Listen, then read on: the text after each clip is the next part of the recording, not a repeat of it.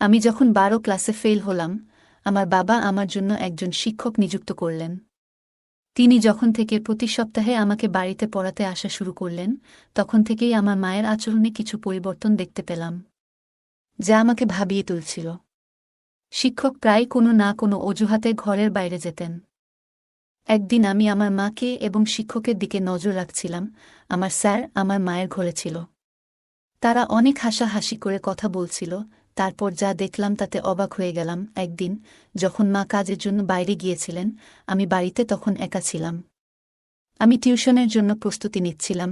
আমি একটি ছোট ফ্রক পরেছিলাম। সেই পোশাকে আমাকে অনেক সুন্দর লাগছিল। আমি আমার স্যারকে মনে মনে ভালোবাসতাম। যখন টিচার টিউশনে এলেন, তিনি আমাকে বারবার দেখতে লাগলেন। আমার শিক্ষক আমাকে পড়াচ্ছিলেন।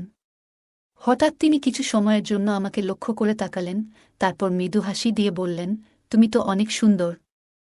তোমার মায়ের মতোই ভালো দেখাচ্ছ। এরপর তিনি আরও বললেন, তোমার মধ্যে সত্যিই কিছু বিশেষ কিছু আছে, যা আমি খুব পছন্দ করি। এই বলে তিনি আমার কাছে এসে বসলেন। তারপর আমি পূজা, ১৭ বছর বয়সী। ছোটবেলা থেকে আমি কিছুটা শান্তশিষ্ট ও সুন্দর মেয়ে ছিলাম। গায়ের রং ছিল একদমই ফর্সা। আমার জীবনে এমন কিছু ঘটে যাবে আমি কখনো ভাবিনি। কারণ আমাকে টিউশন পড়াতে আসা স্যারের প্রেমে পড়ে যাই। কিন্তু সেই স্যার আমাকে আর মা এর সাথে এমন কিছু ঘটে যা আমরা কখনো ভাবতেও পারিনি। বন্ধুরা, আজকের গল্পটা অনেক বেশি স্পেশাল। আশা করছি তোমাদের ভালো লাগবে। গল্পগুলো ভালো লাগলে ভিডিওটি লাইক, শেয়ার এবং চ্যানেলটি সাবস্ক্রাইব করো। সাধারণত আমি কলেজে যাওয়ার কথা ছিল, কিন্তু ১২ ক্লাসের গণিতের কারণে আমার পরীক্ষা ফলাফল খারাপ হয়েছিল। অঙ্কে আমার অনেক দুর্বলতা ছিল, আর তাই আমি সেই বিষয়ে ভালো করতে পারিনি। বাবা কখনো আমার জন্য টাকা দিয়ে সাহায্য করেননি। তার কথা ছিল, তুমি নিজেই পরিশ্রম করো, তবেই তুমি কিছু অর্জন করতে পারবে। কিন্তু বাস্তবতা হল, আমি শুধু এক বিষয়ে খারাপ ফল করেছি, এবং আমাকে সে বিষয়টি পুনরায় পরীক্ষায় বসতে হবে। তবে বাবা আমাকে পুরো বার্ষিক পরীক্ষায় আবার বসতে বললেন, মানে সব বিষয়ে আবার শিখে পরীক্ষা দিতে হবে। গণিত, বিশেষ করে, আমার জন্য ছিল একটি বড় চ্যালেঞ্জ। বাবা এবার একটু কঠোর সিদ্ধান্ত নিলেন। আগে তিনি আমাকে টিউশনে পাঠাতেন এবং আমি কোচিং ক্লাসেও যেতাম। তবে এবার তিনি বললেন, তুমি কোচিংয়ে গিয়ে মনোযোগ দিচ্ছ না, তাই এবার তোমার জন্য বাড়িতে একজন বিশেষ শিক্ষক লাগবে, যিনি শুধুমাত্র গণিত পড়াবেন। বাবার এই সিদ্ধান্ত আমাকে খুব ভালো লাগেনি। তবে আমি কিছু বলতে পারিনি। মা সবসময় বাবার সামনে কোনো কিছু বলতে ভয় পেতেন।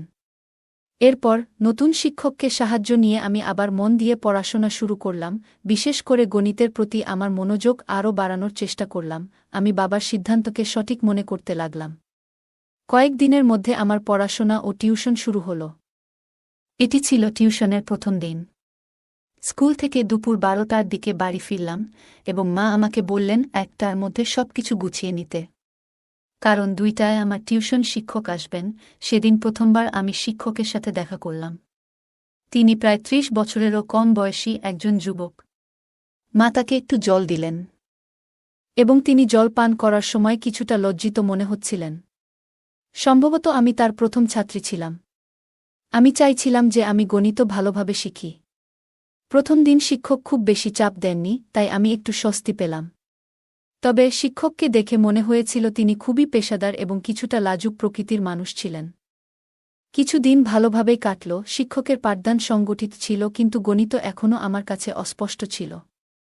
টিউশনের মধ্যে মাঝে মাঝে আমি ঘুমিয়ে পড়তে শুরু করলাম। যখন শিক্ষক পানির জন্য ঘর থেকে বের হতেন, তখন হঠাৎ করে আমার ঘুম চলে আসত এবং আমি ১ থেকে ২ ঘন্টা ঘুমিয়ে থাকতাম। শিক্ষক কখনোই আমার এ বিষয়ে কিছু বলেননি বা মার কাছে অভিযোগ করেননি। আমি বুঝতে পারছিলাম যে শিক্ষক সত্যিই ভালো, কিন্তু আমার ঘুমানোর পর অন্য জায়গায় কিছু ঘটছিল যা আমার অজানাই ছিল। মা এবং শিক্ষকের মধ্যে কিছু চলছে, কিন্তু তাতে আমার দৃষ্টি পড়ছিল না। আমি কিছুই বুঝতে পারছিলাম না। আমার চোখের আড়ালে কিছু একটা ঘটছিল। একদিন টিউশন চলাকালীন হঠাৎ করে আমার কাশি হতে লাগল এবং তা বন্ধ হতে চাইছিল না। আমার কাশি করতে দেখে শিক্ষক আমার পিঠে হাত দিলেন। কাশির শব্দ মায়ের কাছে পৌঁছালে তিনি তাড়াতাড়ি জল নিয়ে এলেন। সেই সময়েও আমি শিক্ষকের উপর নজর রেখেছিলাম। মায়ের হাত থেকে পানির গ্লাস যখন শিক্ষক নিলেন, তখন তাদের হাত একসাথে লাগার মতো হল। এটি দেখে একটু অস্বস্তি অনুভব করলাম এবং কেন জানি মায়ের উপর রাগও হচ্ছিল। তখন আমার মনে কি চলছে তা আমি নিজেই বুঝতে পারছিলাম না। পরবর্তীতে শিক্ষক আমাকে নিজের হাত দিয়ে পানি দিলেন। তিনি আমার কাছাকাছি আসছিলেন এবং আমার মধ্যে এক অদ্ভুত অনুভূতি শুরু হল। এই অনুভূতিগুলি কি তা আমি জানি না, সে সময় আমি এটি ঠিকভাবে বুঝতে পারিনি। পরের দিন স্কুলে গিয়ে বিরতির সময় আমার দেখা হয় আমার বন্ধু তানিয়ার সঙ্গে। তানিয়া আমার পুরনো বন্ধু এবং আমরা দুজনেই 12 ক্লাস পর্যন্ত একসাথে পড়েছি। সে আমার মতো ফেল করেনি, তাই কলেজে ভর্তি হয়েছে। সেদিন আমি তানিয়াকে একটি ছেলের সাথে দেখলাম। আমি জিজ্ঞেস করলাম, তুমি সবসময় এই ছেলের সাথে সময় কাটাও কেন? সে উত্তর দিল, এটা আমার বয়ফ্রেন্ড। তার উত্তর শুনে আমি তাকে বোঝাতে লাগলাম, তানিয়া, এত কম বয়সে এসব তোমার জন্য ঠিক নয়। প্রেমের জন্য হয়তো এখনো সময় রয়েছে। তখন তানিয়া হেসে বলল, পূজা, কলেজ লাইফ তো এসবই করার জন্য, কলেজে যাওয়া মানেই এরকম কিছু। আমি যদিও কলেজে ছিলাম না, তবুও মনে হতে লাগল যে বয়ফ্রেন্ড থাকা জরুরি। তানিয়া বলল, দেখো, কলেজে প্রায় সব মেয়েরই বয়ফ্রেন্ড আছে। তুমি এখনও স্কুলে, তাই হয়তো বয়ফ্রেন্ড গার্লফ্রেন্ড সম্পর্কের ব্যাপারে তোমার ধারণা খুব স্পষ্ট নয়। আমি বুঝানোর চেষ্টা করছিলাম যে এটি সঠিক নয়, কিন্তু এর মধ্যে সে হেসে বলল, তাহলে কি তোমারও কোনো বয়ফ্রেন্ড আছে? তার এই প্রশ্নে কিছুটা বিব্রত হয়ে আমি বললাম, না। আমার কিছুটা ধীরতা দেখে তানিয়া বলল, পূজা, তুমি 12 ক্লাসে পড়ছ বটে, কিন্তু তা বলে তোমার বয়স তো আমার সমান। যদি তোমারও কারো সাথে বন্ধুত্ব করার ইচ্ছা থাকে, তাহলে মনে রাখবে, এটা শুধু কলেজের জন্য নয়। যদি কাউকে ভালো লাগে তবে তার সাথে কিছু সময় কাটাতে ভয় পাবে না। তানিয়ার কথাগুলো আমাকে ভাবাতে লাগল। মনে হল, যদিও আমি কলেজে নেই, তবুও আমার বয়স এমন যে আমি এসব অভিজ্ঞতা নিতে পারি। সে তখন বলল, যদি তোমার কারোর সাথে বন্ধুত্ব করতে হয়, তাহলে আমি তোমাকে আমার বয়ফ্রেন্ডের এক বন্ধুর সাথে পরিচয় করিয়ে দিতে পারি। আমি সঙ্গে সঙ্গে জানিয়ে দিলাম, না, আমি সেই জন্য প্রস্তুত নই। কারণ আমার বয়সের ছেলেদের প্রতি আমার বিশেষ আগ্রহ ছিল না। গত কিছুদিন ধরে আমার নজর কেবল আমার টিউশন টিচারের প্রতি ছিল। কখনো কখনো অনিচ্ছাকৃতভাবে টিচারের হাত আমাকে স্পর্শ করলে এক ধরনের অনুভূতি আমার মনে জেগে উঠত। তানিয়ার সাথে কথা বলে আমি বুঝতে পারলাম, যখন কাউকে ভালোবাসা হয় তখন এ ধরনের অনুভূতি হতে পারে। এখন আমি বুঝতে পারলাম যে আমার টিউশন টিচার আমাকে ভালো লাগছে, আর তাদের বয়সের বিষয়টি আমার কাছে অপ্রধান হয়ে পড়ে। আমি সিদ্ধান্ত নিয়েছিলাম, শীঘ্রই আমি আমার অনুভূতি আমার টিচার এর সাথে শেয়ার করব। আমি নিশ্চিত ছিলাম যে সে আমার প্রস্তাব নাকচ করবেন না। কারণ আমার সৌন্দর্য বিশেষভাবে আকর্ষণীয়। সেদিন যখন আমি স্কুল থেকে বাড়ি ফিরলাম, মায়ের কিছু বলার আগেই আমি টিউশনে যাওয়ার জন্য প্রস্তুত হয়ে গেলাম। আমাকে তাড়াতাড়ি প্রস্তুত দেখে মা আমাকে প্রশংসা করে বললেন, আজ তো তুমি দারুণ প্রস্তুতি নিয়ে এসেছ। মা জানতেন না আমি কেন এত তাড়াহুড়ো করেছিলাম। কিছুক্ষণ পরে টিচার যখন আমার বাড়িতে এলেন, আমি শুধু তার দিকে তাকিয়েছিলাম। যখন স্যার আমাকে পড়াচ্ছিলেন, তখন আমার মন পড়ার দিকে ছিল না, বরং আমি তার দিকে মনোযোগী ছিলাম।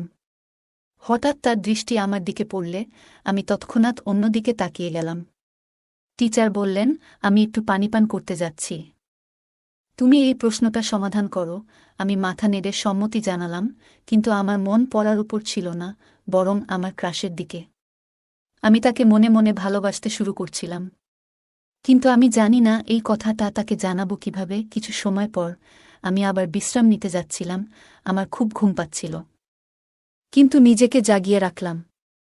অনেক সময় পার হয়ে গেল এবং টিচার ফিরে আসলেন না। তাকে ডাকতে বাইরে গেলে দেখলাম সে হলরুমে মায়ের সাথে বসে আছেন। আমার টিচার মায়ের কাঁধে হাত রেখে গল্প করছিলেন, যা আমার কাছে একটু অদ্ভুত লাগল। আমাকে দেখেই সে মায়ের থেকে কিছুটা দূরে সরে গিয়ে বললেন, আমার একটু অলস লাগছে, তাই আমি তোমার মাকে বলেছিলাম আমার জন্য চা বানাতে। আমি মাথা নেড়ে কিছু বললাম না। মা বললেন, ঠিক আছে, আমি চা বানিয়ে নিয়ে আসছি। এই সময়ে তুমি পূজার টিউশন চালিয়ে যাও। আমি চা তোমার ঘরে নিয়ে আসব। টিচার আমার সাথে ফিরে ঘরে এলে আমি তার পাশে বসে কিছু গণিতের প্রশ্ন জিজ্ঞেস করতে লাগলাম। আসলে আমি কিছুই বুঝছিলাম না, কিন্তু ইচ্ছাকৃতভাবে বারবার তার কাছে প্রশ্ন করছিলাম। পড়ানোর সময় টিচার আমাকে একটি সংখ্যা লেখার জন্য বললেন, কিন্তু আমি ভুলবশত সেই সংখ্যা উল্টো লিখে ফেললাম। টিচার ভাবলেন আমি ভালো করে লিখতে পারছি না, তাই তারা আমার হাত ধরলেন এবং আমাকে সঠিকভাবে লিখতে শেখানোর চেষ্টা করলেন। সে যখন আমার হাত ধরেছিল এবং লেখার পদ্ধতি বুঝাচ্ছিলেন, তখন আমার মনে এক অদ্ভুত খুশির অনুভূতি হচ্ছিল। আমার প্রিয় ব্যক্তি আমার খুব কাছাকাছি ছিলেন এবং আমি তার দিকে হাসি মুখে তাকিয়েছিলাম। তখনই মা চা নিয়ে ঘরে এলো। মা দেখামাত্রই টিচার আমার থেকে একটু দূরে সরে গেলেন, যেন মা তাকে শাসন করার জন্য এগিয়ে আসছেন। আমি মা এবং টিচারের সম্পর্কের দিকে বেশি লক্ষ্য করছিলাম না। আমার মন ছিল একমাত্র টিচারের দিকে, ভাবছিলাম কিভাবে তাকে আরও বেশি আকৃষ্ট করতে পারব, কিভাবে আমি তাকে আমার মনের কথা বলতে পারব। পরের দিন টিউশনের মাঝে টিচার আবার পানি খাওয়ার জন্য বেরিয়ে গেলেন। অনেক সময় হয়ে গেছে কিন্তু টিচার ফিরে আসছিলেন না। তাকে খুঁজতে আমি ঘর থেকে বেরিয়ে গেলাম। সেই দিন তারা হলরুমে নেই। মনে মনে ভাবতে লাগলাম তারা আবার কোথায় গেল। আমি মায়ের ঘর থেকে কথাবার্তার শব্দ শুনতে পেলাম। আমি ধীরে ধীরে মায়ের ঘরের কাছে গেলাম এবং দেখলাম দরজা একটু খোলা। দেখলাম টিচার মায়ের সঙ্গে সেখানে বসে আছেন এবং তারা একে অপরের খুব কাছে। টিচারের একটি হাত মার কাঁধে ছিল। এই দৃশ্য দেখে আমি অত্যন্ত হতবাক হলাম, কারণ আমি দেখলাম আমার মা আমার পছন্দের ব্যক্তির সাথে সময় কাটাচ্ছেন। সেই মুহূর্তে আমার মন ভরে গেল রাগে। আমি দ্রুত কিচেন থেকে একটি কাচের গ্লাস জল নিয়ে এসে মার ঘরের সামনে গ্লাসটি জোরে ফেলে দিলাম। ওই শব্দে তারা দুজনই তৎক্ষণাৎ বাইরে এসে পড়লেন। মাকে দেখার পর আমি বললাম, বিপত্তি হয়ে গেছে, গ্লাসটি হাত থেকে পিছলে গেছে। কিন্তু টিচার উল্টো প্রশ্ন করে বললেন, তুমি এখানে কি করছো? আমি সোজাসুজি তাদের দিকে তাকালাম এবং টিচার আমাকে বললেন, তোমার মায়ের মোবাইলের সমস্যা দেখা দিয়েছিল, তাই তোমার মা আমাকে এখানে ডেকেছিলেন। তার ভয়ে ভয়ে কথা বলার ধরন যা বুঝিয়ে দিল যে তাদের মধ্যে এক বিশেষ সম্পর্ক ছিল, যা আমার কাছ থেকে আমার মা আর আমার স্যার লুকাতে চাচ্ছে। কিন্তু আমি তো মার মেয়ে এবং আমি জানতাম যে আমি আমার মায়ের থেকে বেশি তরুণ ছিলাম। টিচার অবশ্যই আমার প্রতি আকৃষ্ট হতে বাধ্য ছিল। এখন আমার পরিকল্পনা ছিল কিভাবে টিচারকে আকর্ষণ করব। সেই দিন কিছু করতে পারলাম না কারণ টিউশনের সময় শেষ হয়ে গেল।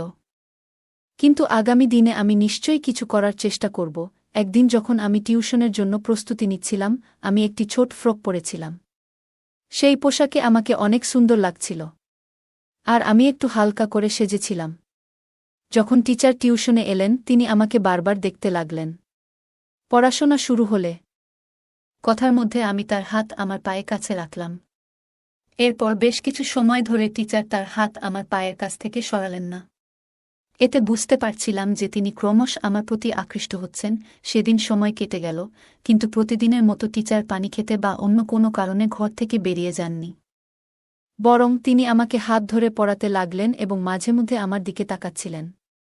এটি আমার কাছে খুব ভালো লাগছিল। হঠাৎ করে মা এসে যান। যখন তিনি দেখলেন টিচার আমার হাত ধরে পড়াচ্ছেন, তার চোখ বড় হয়ে গেল। মা চায়ের প্রসঙ্গে টিচারকে সেই ঘর থেকে বাইরে নিয়ে গেলেন। আমি স্বভাবতই টিচারের পেছনে চলে গেলাম। টিচার সরাসরি মায়ের ঘরে না গিয়ে বাইরে হলের একটি কোণে বসে থাকলেন। মা আমাকে কিচেনে নিয়ে গিয়ে গম্ভীরভাবে বলতে লাগলেন, তুই আর ছোট নেই, এইভাবে অচেনা মানুষের সামনে ছোট পোশাকে ঘুরে বেড়াতে তোর কিছু মনে হয় না? তিনি বললেন, এটি আমার প্রথম এবং শেষ সতর্কতা। মার গম্ভীর মুখের দিকে তাকিয়ে আমার মনে হল তিনি সত্যিই চিন্তিত।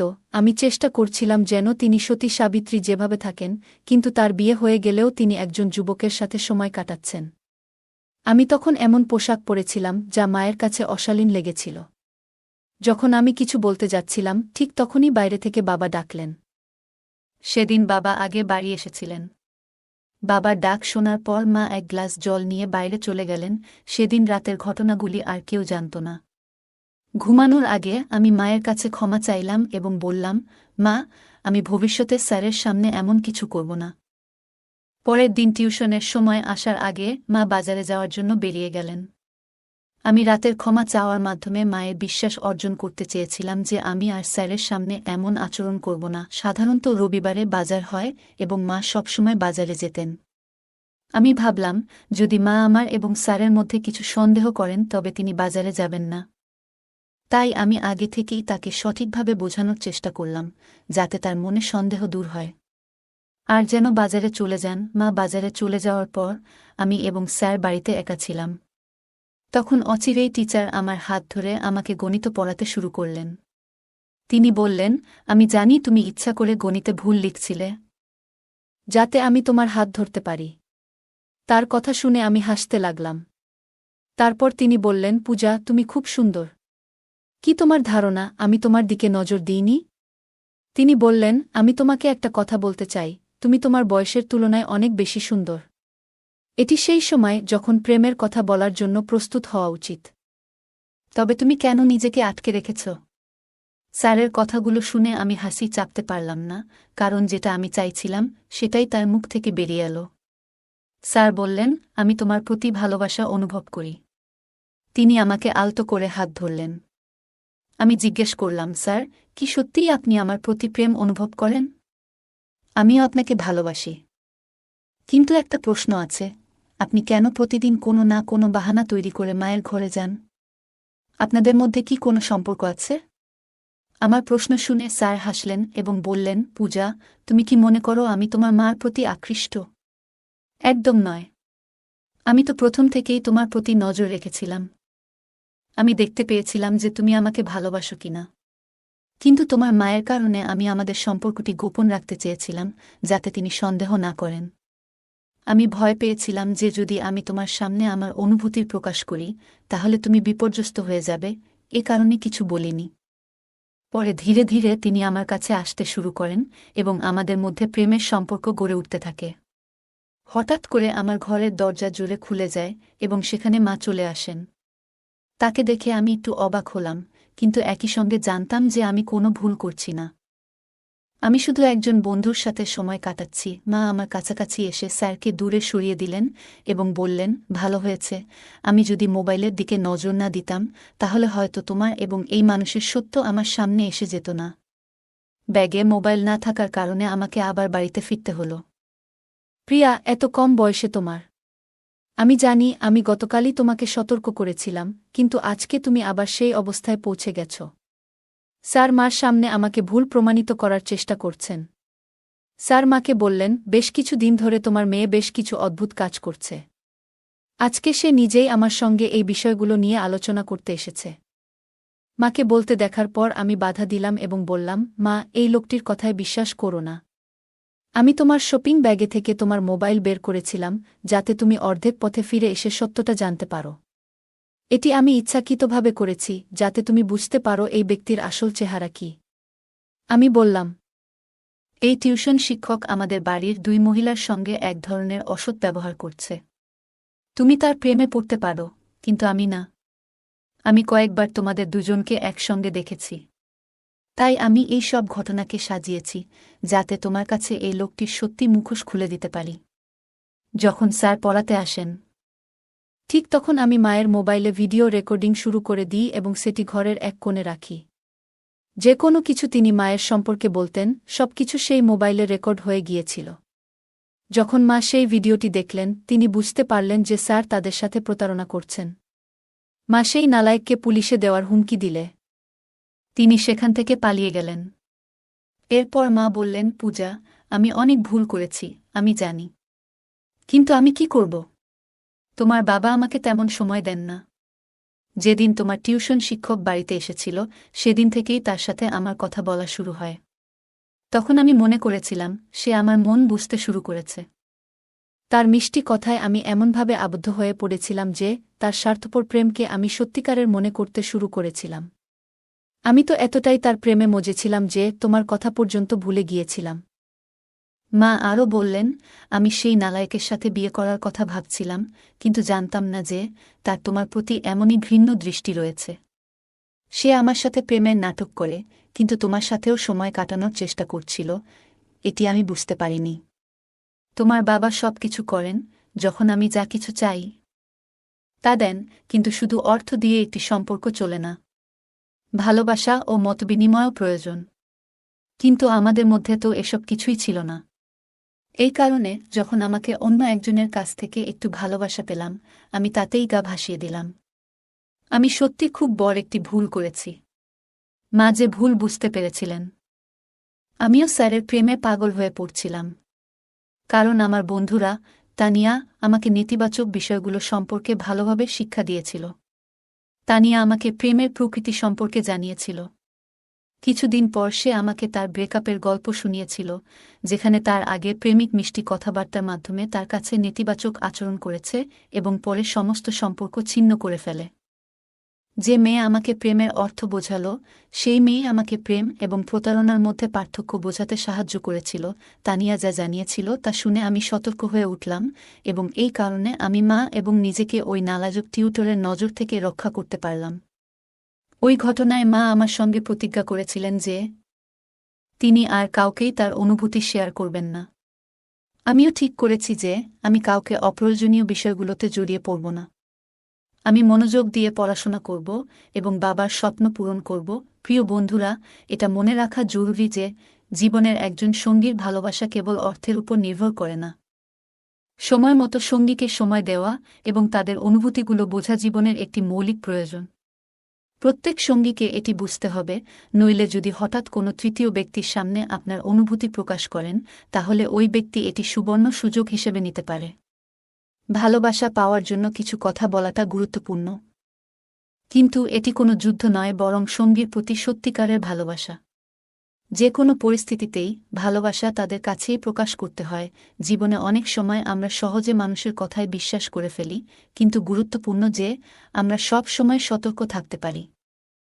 যে ব্যক্তি আমাদের খুব কাছে আসতে চায়, তার উদ্দেশ্য কী তা বোঝা অত্যন্ত জরুরি।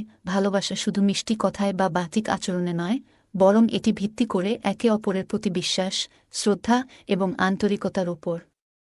ভালোবাসা কখনো প্রতারণার মতো হতে পারে না, আর সম্পর্কের মধ্যে সৎ ও খোলামেলা থাকা উচিত। যে কোনো পরিস্থিতিতেই নিজের সম্মান এবং আত্মমর্যাদা রক্ষা করা অত্যন্ত গুরুত্বপূর্ণ। কখনো এমন কোনো পরিস্থিতি তৈরি হলে যেখানে আমাদের সম্মান বা নিরাপত্তা হুমকির মুখে পড়বে, তখন তা থেকে বের হয়ে আসতে হবে। এখানে স্যারের আচরণ ছিল প্রতারণামূলক, তবে মা প্রথমে তা বুঝতে পারেননি।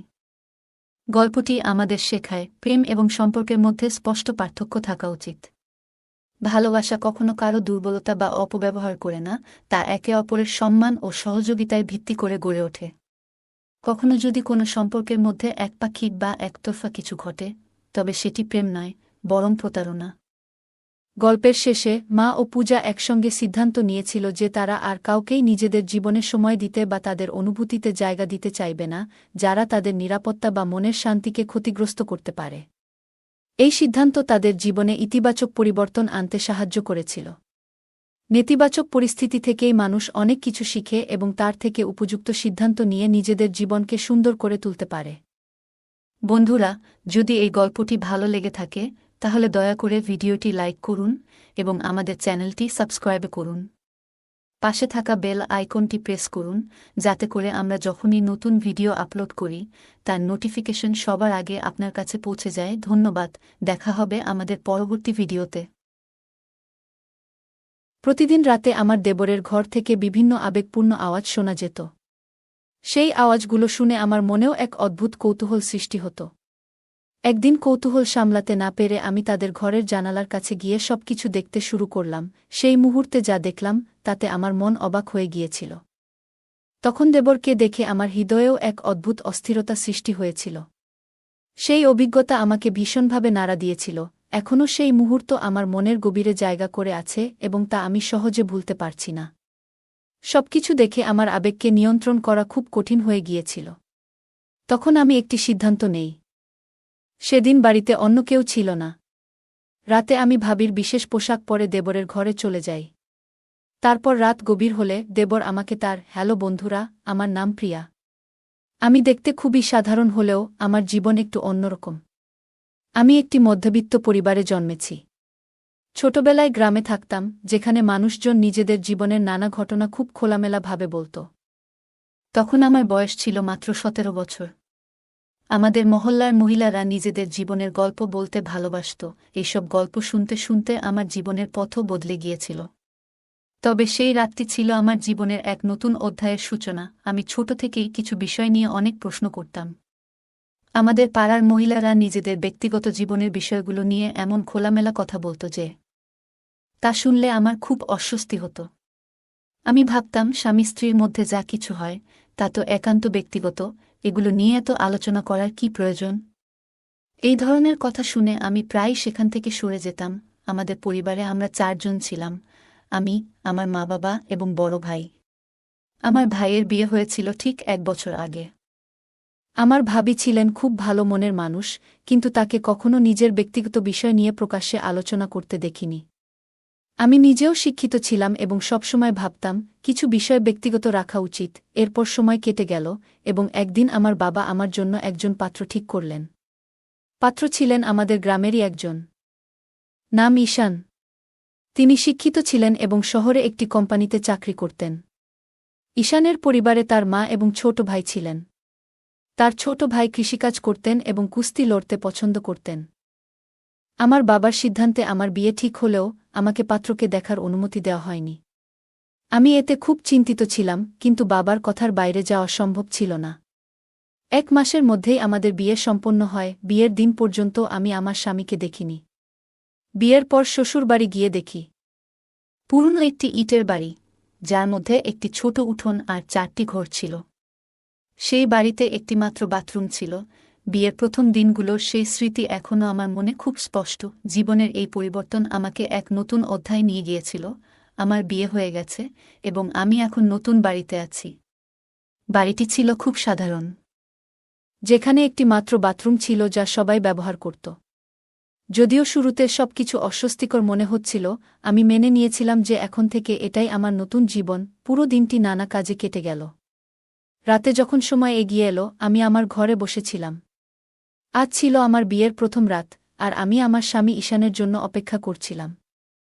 কিছুক্ষণ পর তিনি ঘরে এলেন, হাতে 1 গ্লাস দুধ নিয়ে। তখনই আমি প্রথমবারের মতো তাকে ভালোভাবে দেখলাম।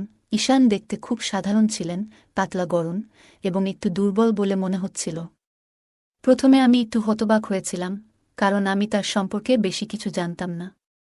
তবে আমি নিজেকে শান্ত করলাম এবং ভাবলাম, হয়তো সময়ের সাথে সবকিছু বদলাবে। অনেক পুরুষই বিয়ের পর শারীরিক ও মানসিকভাবে ভালো হয়ে ওঠে।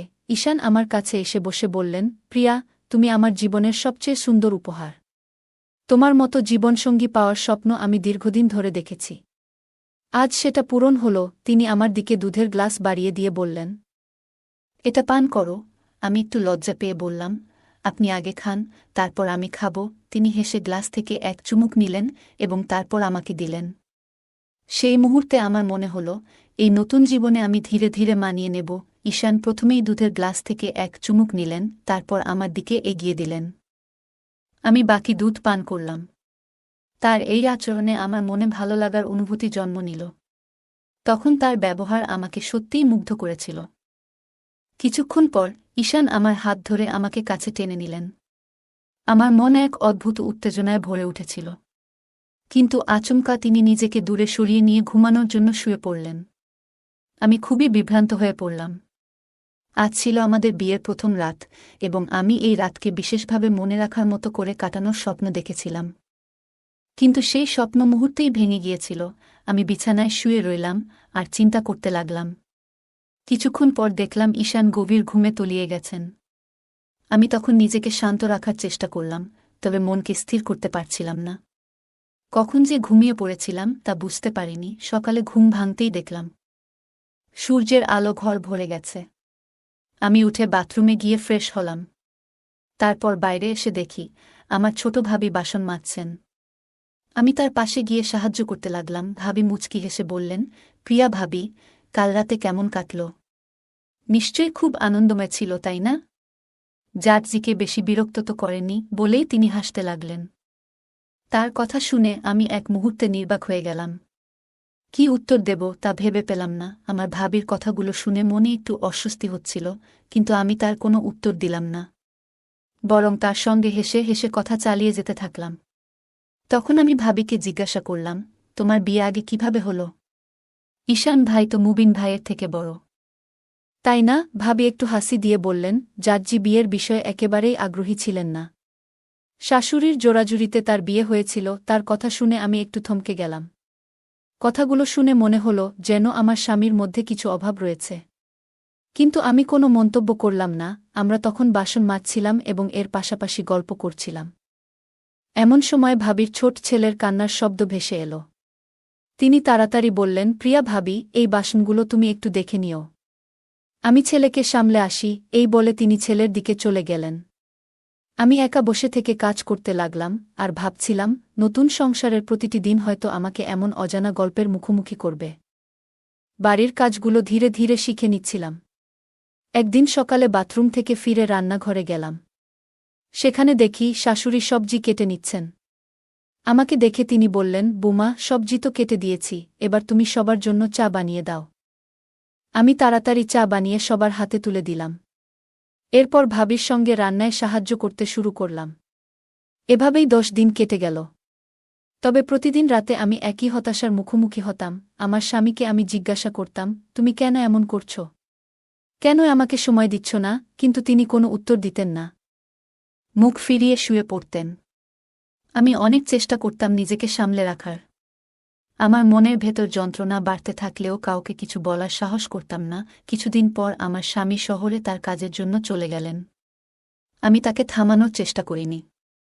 কিন্তু মনে একটাই প্রশ্ন ছিল, কেন এই সম্পর্ক এমন হচ্ছে? প্রত্যেক নারী তার স্বামীর কাছ থেকে ভালোবাসা ও যত্ন আশা করে। সংসার সুখে চলার জন্য শুধু অর্থ বা খাবার যথেষ্ট নয়। স্বামী স্ত্রীর মধ্যে এমন কিছু অনুভূতি থাকে যা একজন নারীর মনে সুখ ও পরিপূর্ণতার অনুভূতি নিয়ে আসে। কিন্তু আমার স্বামীর মধ্যে সেই চেষ্টার অভাব আমি স্পষ্ট দেখতে পাচ্ছিলাম।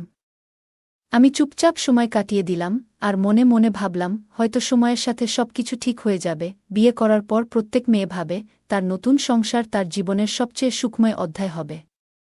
আমিও তাই ভেবেছিলাম। কিন্তু সময়ের সঙ্গে সঙ্গে বুঝলাম, আমার স্বপ্নগুলো এক এক করে ভেঙে যাচ্ছে। আমার স্বামী ঈশান কাজের জন্য শহরে চলে গেলেন। আমি চুপচাপ তাকিয়ে রইলাম, মনে হচ্ছিল যেন জীবনের সব আশা ধীরে ধীরে ফুরিয়ে যাচ্ছে। শ্বশুর বাড়িতে আমি একাই 6 মাস কাটিয়ে দিলাম।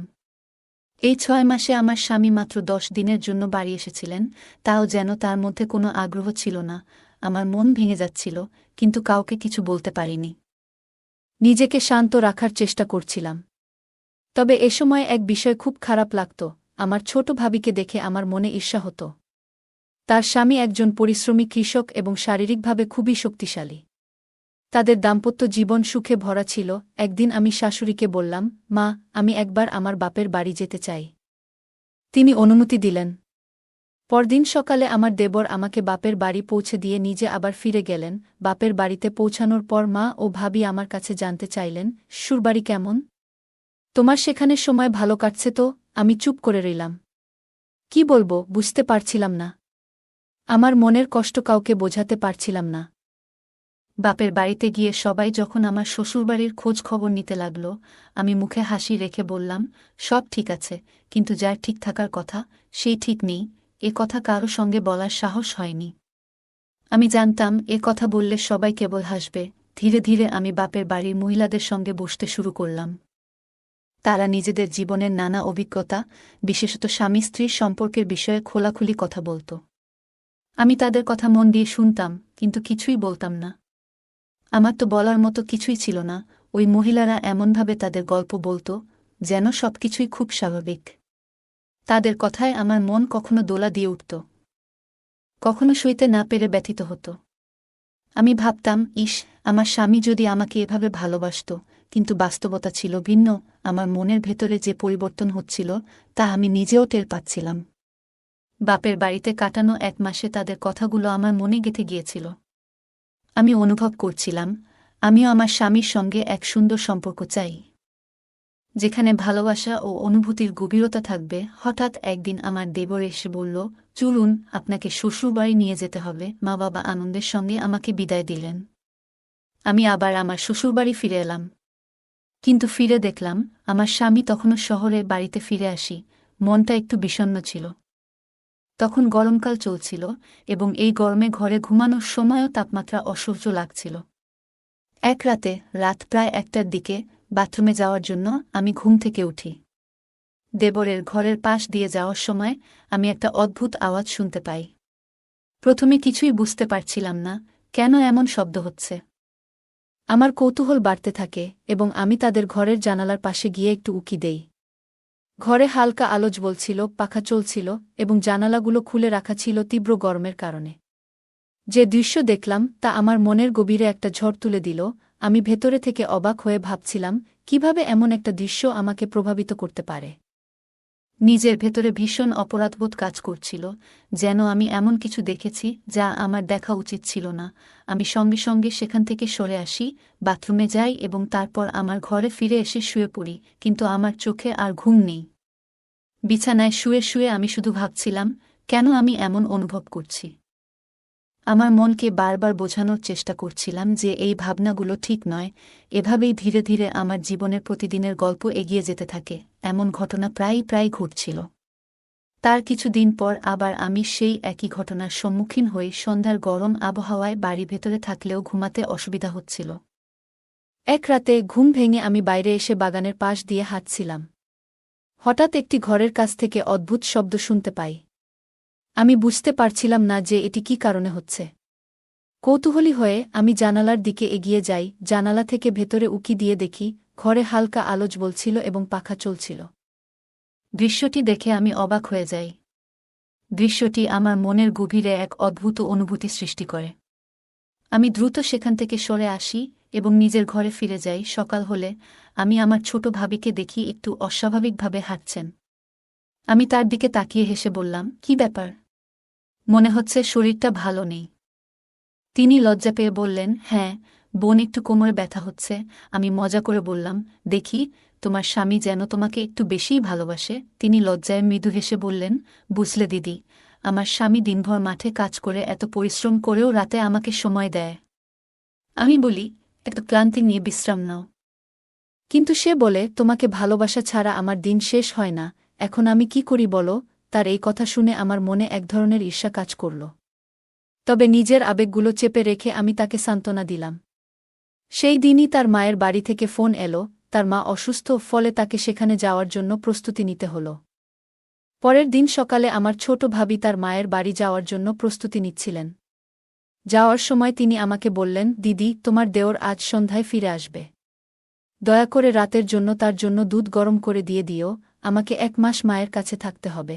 আমি হেসে বললাম, তুমি নিশ্চিন্তে যাও, আমি তার ভালোভাবে যত্ন নেব। সন্ধ্যায় দেবর বাড়ি ফিরল।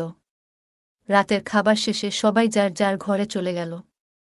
আমি দেবরের জন্য দুধ গরম করলাম এবং তার ঘরে গিয়ে দিলাম।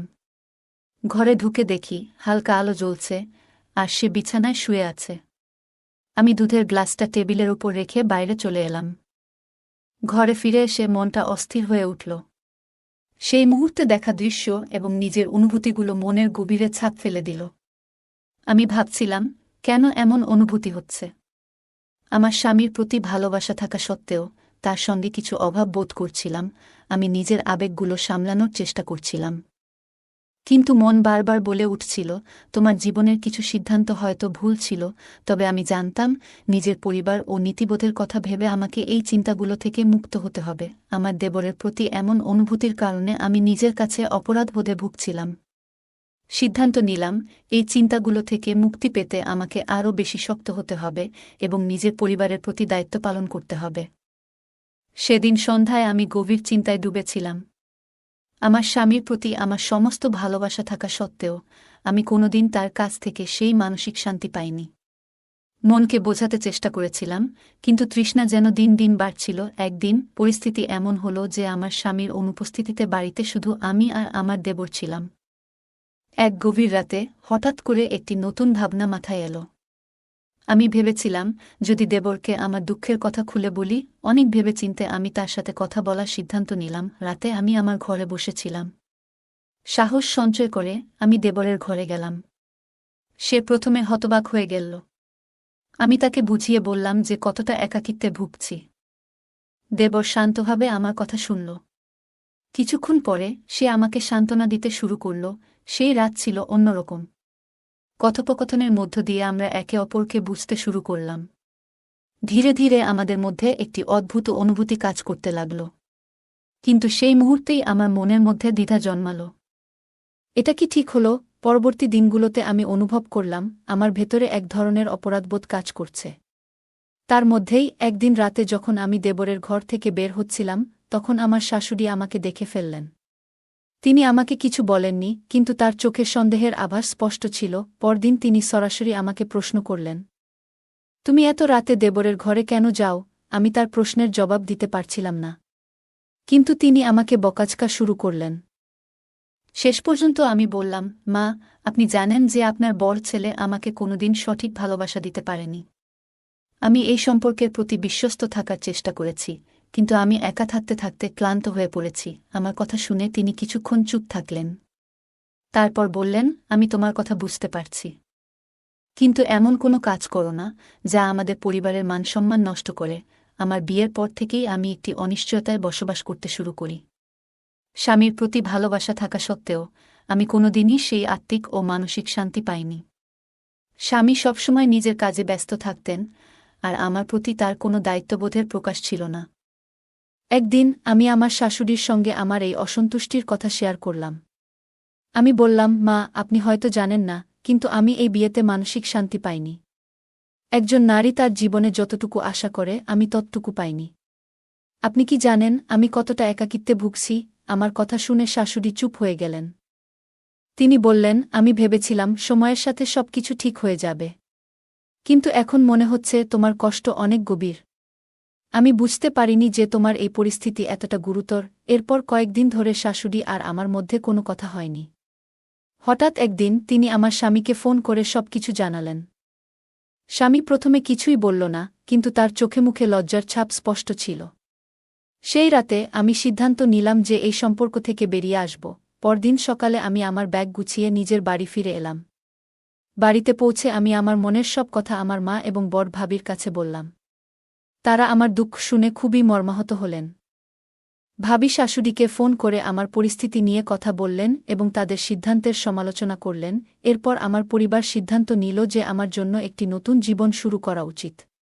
কিছুদিন পর আমার ভাই এবং বাবা একটি নতুন সম্পর্কের প্রস্তাব নিয়ে এলেন। একজন সুদর্শন এবং সদয় স্বভাবের মানুষ আমার জীবনে এলো। আমার জীবনে অনেক ওঠাপড়ার পর অবশেষে একটি নতুন অধ্যায় শুরু হয়।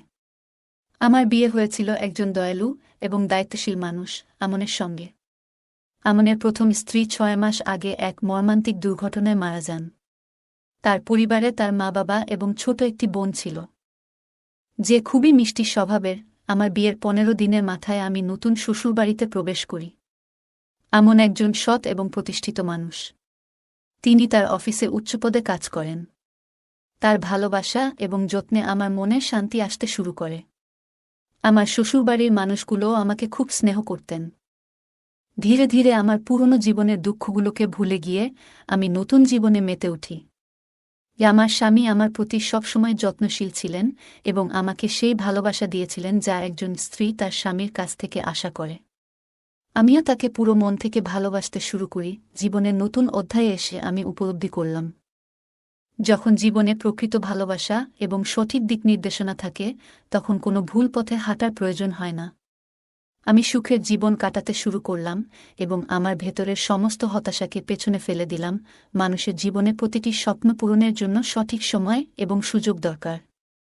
একজন নারীর জীবনে বিয়ে একটি নতুন আশা নিয়ে আসে, কিন্তু সেই আশা যদি পূর্ণ না হয় তখন সে এক ধরনের ভাঙন অনুভব করে। অনেক সময় পরিস্থিতি মানুষকে ভুল পথে নিয়ে যায়, তবে এটা মনে রাখা উচিত, সঠিক সিদ্ধান্তই জীবনকে সুন্দর করে তুলতে পারে। অনেক সময় পরিস্থিতি মানুষকে ভুল পথে নিয়ে যেতে পারে, কিন্তু সঠিক সিদ্ধান্ত নিলে সেই ভুল পথ থেকে বেরিয়ে আসা সম্ভব। এটি দেখায় যে ভুল কখনো চূড়ান্ত নয়, বরং এটি সংশোধনের সুযোগ দেয়। গল্পের চরিত্রটি তার নিজের উপর বিশ্বাস রেখে নতুন জীবনের জন্য প্রস্তুতি নিয়েছে। এটি আমাদের শেখায় যে নিজের প্রতি বিশ্বাস এবং আত্মবিশ্বাস জীবনকে এগিয়ে নিয়ে যায়। গল্পটি আমাদের জীবনের নানা দিক সম্পর্কে নতুন উপলব্ধি দেয় এবং অনুপ্রেরণা যোগায়।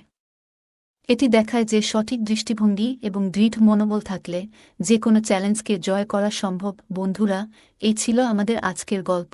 আপনাদের গল্পটি কেমন লাগলো জানাতে ভুলবেন না। আপনাদের প্রতিটি কমেন্ট আমাদের উৎসাহ দেয়। গল্পটি ভালো লাগলে লাইক, শেয়ার এবং সাবস্ক্রাইব করতে ভুলবেন না। ধন্যবাদ।